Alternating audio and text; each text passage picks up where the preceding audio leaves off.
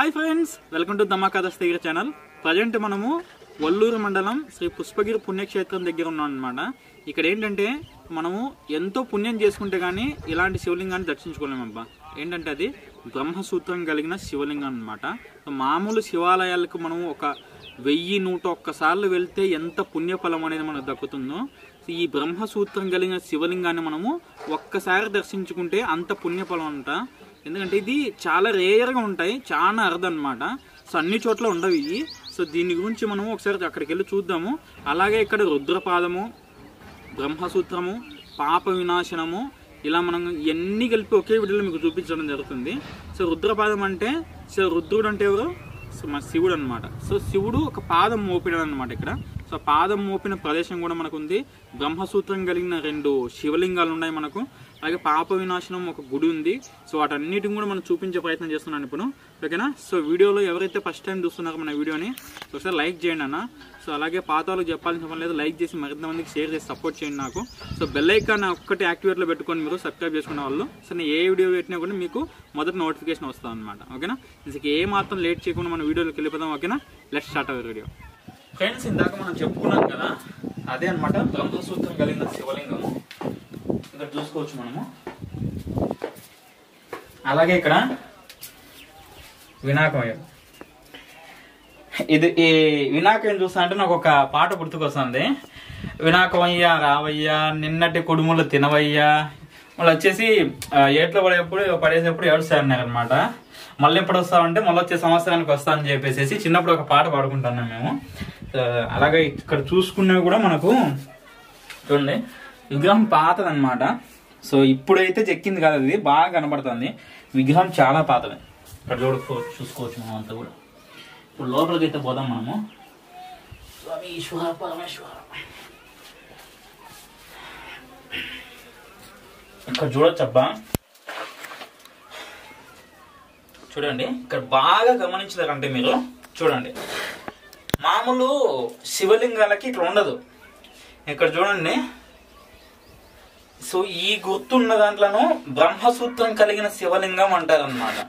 బ్రహ్మసూత్రం ఇప్పుడు 101 సార్లు మనం ఒక శివాలయానికి 1001 సార్లు ఒక శివాలయానికి వెళ్తే మనకి ఎంత పుణ్యఫలం అయితే దక్కుతుందో, సో ఒక్కసారి ఈ బ్రహ్మసూత్రాన్ని మనం దర్శించితే మనకు అంత పుణ్యఫలం దక్కుతుంది అనమాట. ఇక్కడ చూసుకోవచ్చు అంతా కూడా. ఇది విభూతి భూషణాలు, మీకు కనబడుతుందో లేదో. సో దగ్గరకు వచ్చి అబ్జర్వ్ చేస్తే మీకు కానొస్తుంది. చుట్టూ ఉంటది ఇట్లా ఇట్లా రౌండ్ వచ్చేసేసి. సో చూడండి, ఇక్కడ బ్రహ్మసూత్రం కలిగింది అంటారు అనమాట. సో అంత పుణ్యఫలం ఇది. దీని గురించి మనకి పెద్ద పెద్ద పండితులే చెప్పినారు. చాగంటి కోటేశ్వరరావు గారని వాళ్ళందరూ కూడా చెప్పినారు అనమాట మనకు. ఇక్కడ చూడండి. ఇంకోటి ఏంటంటే ఈ కింది పాదము బ్రహ్మకు సంబంధించింది అనమాట. 4 మొఖాలుగా ఉంటదంట.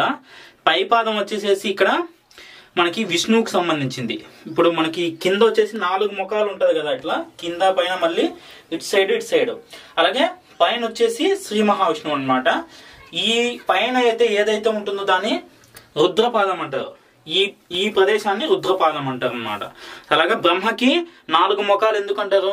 బ్రహ్మకి 4 తలకాయలు ఉంటాయి, గమనించినరా? సో అలాగే ఇది బ్రహ్మకు ఇక్కడ నుంచి ఇక్కడ విష్ణువు, ఇది రుద్రపాదం అంటే మహాశివుడు. అలాగే ఈ బ్రహ్మసూత్రాన్ని ఇలాగే చెప్తారనమాట మనకి. ఇక్కడ చూసుకోవచ్చు అంతా కూడా. ఇక్కడ శంఖం కూడా పెట్టినారు. ఇదన్నమాట. ఇక్కడ ఇంకొకటి కూడా ఉంది, బ్రహ్మసూత్రం కలిగిన శివలింగము. దాన్ని కూడా చూసుకుందాం మనము. సో మొదటగా ఒకసారి మనం కూడా దర్శించుకుందాం.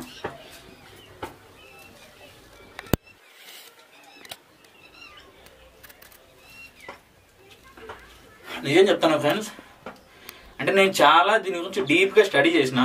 బ్రహ్మసూత్రం కలిగింది మనము ఎంతో పుణ్యం చేసుకుంటే కానీ ఇలాంటి శివలింగాన్ని దర్శించాలన్నమాట. హార్ట్ఫుల్గా చెప్తాను నేను. సో రేర్గా ఉంటాయి, అన్ని శివలింగాల మీద ఉండదు అబ్బా ఇలాంటిది.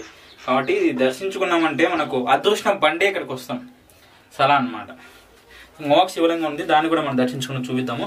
అలాగే రుద్రపాదము, పాప వినాశనము అవన్నీ ఉన్నాయి, దాన్ని కూడా మనం చూద్దాం.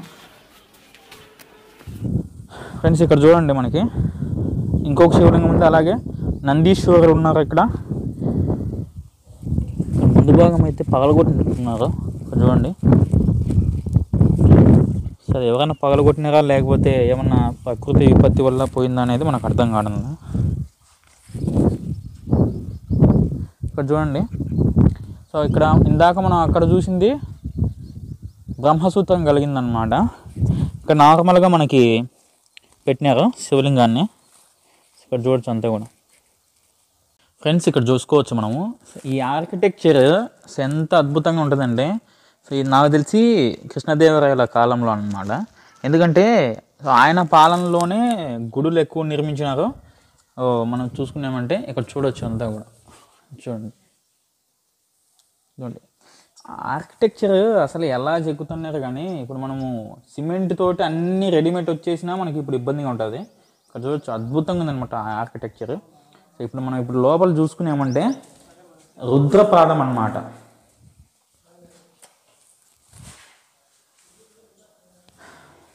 చూసుకోవచ్చు అంతా కూడా.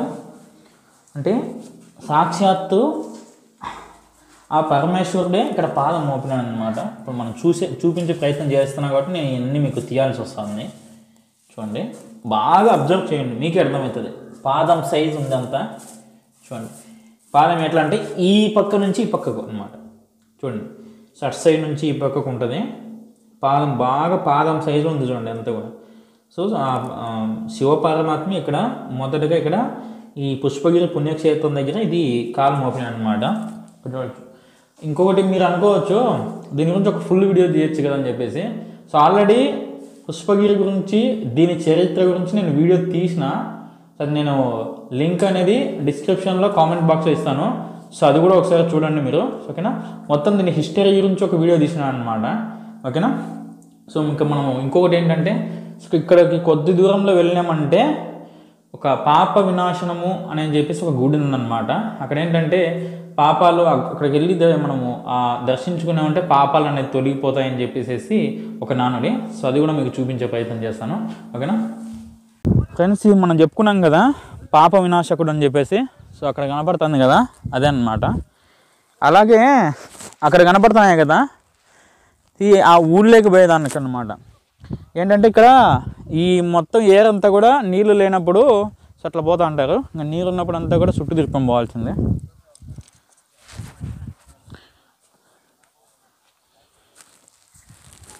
యాడికొచ్చిన కొండలు గుట్టలే తగులుతున్నాయి అబ్బా మనకు.